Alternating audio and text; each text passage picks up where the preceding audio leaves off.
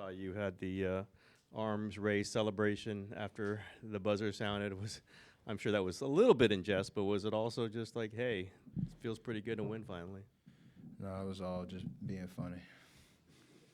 Still early in the year. Obviously, you want to win, and hadn't had good energy walking off this floor in a while. We're going on the road on Wednesday, so we needed this one for sure. We're kind of the reverse of us in Houston last year. We were looking for our first road win. That's right. Yeah. Forgot about that. It was actually the same exact date as this one. Say what? November 20th, same date. Didn't know that. There you go. Now we're in the same boat. Yeah. Pass it off. Clay also had a big game that night, too. Yeah. Just saying. How important was Chris out there tonight? Could you feel the difference when he was in versus when he was out? Plus 12 tells you everything about the game tonight and how he controlled tempo and just the action, trying to get us in and organized offensively, especially in that first half to finish out the second quarter. It was kind of a master class of just reading the flow. He called the play where I got the N1-3.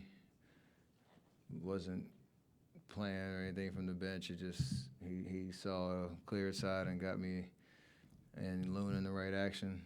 So 12 assists, 1 turnover, plus 12, and a game where, like you said, we needed to kind of connect both sides of the ball. It was a masterclass. Chris said you guys had a practice a few days ago where there's kind of conversations about how to play offensively. I mean, did you feel like the offense needed a little reset? Did that practice help?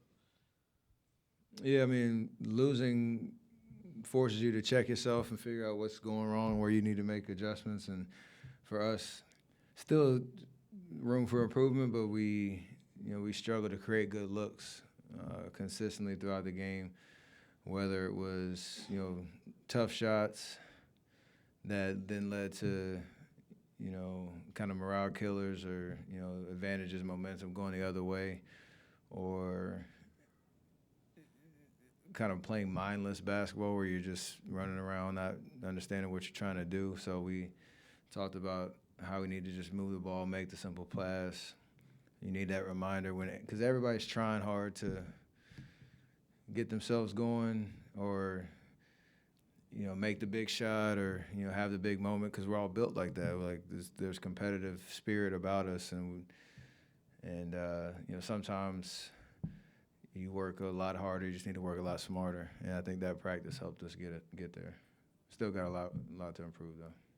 Along those lines, do you see Clay being restless to get going? And Steve was saying how he has to, he sort of reminded him that give the ball up and it'll come back to you and you'll get better shots that way. And it seemed like that happened a few times in the first quarter. Yeah, the ones he made in the first quarter were all off of good ball movement and action. And, if you're not open, swing it. If you're being guarded, tightly cut. Simple stuff, but it's about trusting the offense that it's gonna come. And like I said, it's tough because, I've been through, spurts where you're not making shots and you're trying really hard to get it going. Like that's, a shooter's nature. But it is kind of the beauty of the game when the ball is moving. It usually finds the right guy, especially the way that we play. And, he's obviously capable of making any shot out there, but especially the clean, good looks. And that's how you kind of build your confidence back up. Or I shouldn't say your confidence. He doesn't lose confidence. Build your rhythm back up. You ever had the PA announcer kind of get you on the shooting stroke there? No, I used him as a scapegoat. I knew that was all from the jump. But then really? it's like a little 5-year-old like my son getting in trouble. Like, oh, but she started it. It's like, nah. I knew it was off from the jump, but then I was like, oh, I can blame him. Taking the high road there. Yeah. Steph, is it a trickier balance of when to attack more than normal? It feels like your shot is flowing, you're shooting a great percentage from three. Most people say much of the solution is for you to just take more shots, but that balance of when to attack and when not to, is it any different at all this year? A little, just because I think throughout the bulk of a game, especially if you're playing a good defense, you know you're going to there's going to be a game plan to try to take certain actions away or certain good looks away, and I can kind of force the issue a little bit, especially if it's off the dribble. But reading the flow, kind of how our first quarter went, I think I only shot one shot, and it was about being a spacer if I don't have it. Had some screens off the ball, some driving kicks and stuff like that. And then reading the flow, like if things kind of get stagnant, I think we did a little bit better job in the second half, especially in the fourth quarter, of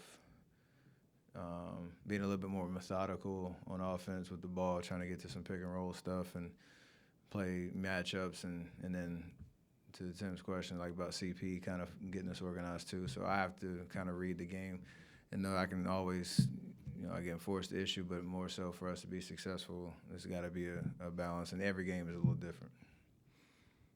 Kind of more talking about Chris and him organizing. He said a couple times he feels like he's a quarterback. You and Clay are kind of like his receivers. Do you view it as a similar dynamic? We when it works and when it looks good is when, again, what I keep saying is we're organized, because we're all understanding what we're trying to accomplish on each possession. And we knew when he came in, it would allow me to play off the ball a little bit more. And obviously me and Clay can set screens for each other, run off either side. Loon sets great screens. Draymond, sets great screens. Kind of frees Wig up at times, and where he can, get his looks and get driving angles and stuff like that. But the best version of CP, obviously, is a game like tonight where he's aggressive to shoot when he's open, but every possession he's just trying to move it to the open person or get us into an action that makes sense. Played the whole fourth tonight. Did you look over at any point? Did you know you were going the full fourth? No, he mentioned it at the third quarter, end of the third quarter. So, would have liked to start the fourth. And I came out like a minute or so earlier than I usually do in the third, and so I felt good. Didn't necessarily know if I meant the whole fourth. We didn't talk about that. It was just kind of play, and obviously we needed this game. And the way that things were flowing, I was getting good looks, and the offense was moving. And just, I feel fresh to finish, so it wasn't a big deal. They've been pretty diligent with your minutes this year. Are you to the point, or is it to the point of the season you'd like to go, stretch it? It was 34 tonight. I know obviously the overtime the other night was a lot, but would you like to get back to 34, 36 on a night? I prepare myself to do that for sure. And as much as it's talked about, there is a sense of protecting you from yourself, understanding it's 82 and I'm in my 15th year, and all the things that go into sustaining yourself for, the entire season, especially for the playoffs. But you want that little bit of flexibility. Having deja vu of every year we talk about it. It's just yeah. But there's always going to be flexibility from time to time to kind of force the issue, for sure. You can't do it every night. I'm not stubborn enough to say that. Now this losing streak is over. Can you look back? Is it rationalization or true that you played some really good teams? You didn't lose to a bad team. Minnesota twice and Oklahoma City twice, and I guess Denver in there. Or is that to you that doesn't matter? You just can't lose games. It is a reality check that you can't kind of walk through games and not execute at the level that we need to, and have a defensive kind of presence and the margins. We talk about stop fouling, stop turning it over if you're going to try to beat a good team. And none of us are in a situation where, you're not going to learn that lesson, because down the stretch of the season, those are teams you're going to have to beat if you're trying to get out the West. And that's all we're trying to do. So you got to put that in the memory bank of where we fell short and what it's going to take to get over the hump if we play those teams again. Obviously not Cleveland, but, there's great teams all up and down the Western Conference. And you're going to have to play really well to beat them. We know we can. If it comes to a playoff series down the stretch, we feel like we can beat anybody, but it's going to require an A-plus effort. If, it's in there, but we have to be able to do it. You mentioned earlier playing off the ball when Chris is out there. How much of a difference does that make compared to when you're initiating the offense? You get different kinds of shots. And I realize Draymond, a lot of times, you're moving without the ball when he's sort of directing it. I'm just curious if there's a different rhythm or a different flow when it's Chris running the show and you're moving without the ball. It's different but similar to Draymond because as soon as you get the rebound, whoever's closest kicks it out. I can run to the corner, time my cuts and all that type of stuff, and I'm comfortable in those spaces. I don't want to do it the whole game because I know I'm also a threat off the with the ball in your hand, initiating and coming off ball screens and stuff like that. But it is a nice change of pace, especially for a defender to have to worry about both. You can kind of take him out to play on help side defense at times. You can just give them different looks, and that's helpful. Just a little bit more mindfulness, especially later in the game, of what we're trying to do is kind of what we learned over the course of this homestand. But those two guys, like, whatever, I don't know how many assists CP's averaging and Draymond. Like, Draymond's always been kind of the leader on that front in the last 7 years or whatever it is. My assists are way down because of that, and I'm comfortable there just because you're always a threat, whether I'm the one passing it or not. Just a quick follow-up. Does it take you back at all to your freshman year at Davidson? Because you didn't play point at all that year, right?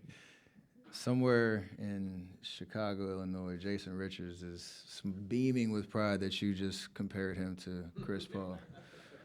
So I can't wait to send him this clip to tell him, yes, it does remind me of my first 2 years at Davidson, where Jay Rich was the point guard and I was the two guard, and now you got the Hall of Famer Chris Paul, so it was kind of cool. No offense to him, it was more of a concept.